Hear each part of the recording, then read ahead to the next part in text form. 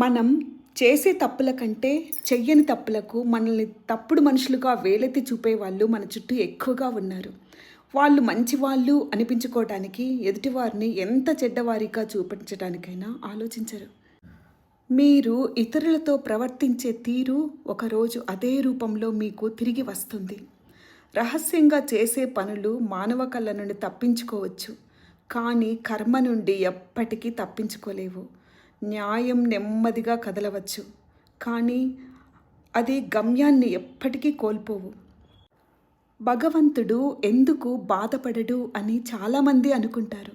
కానీ వాస్తవం ఏమిటంటే అతడు ఎన్నో బాధలు అనుభవించాకే భగవంతుడిగా మారతాడు.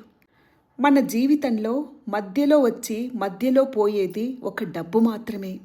మన అనుకున్నవారు మనలో ఊపిరి ఉన్నంత వరకు మనతోనే ఉంటారు. మనం పుడితే తల్లి సంతోషపడాలి, తండ్రి ఆనందపడాలి, సమాజం గర్వపడాలి.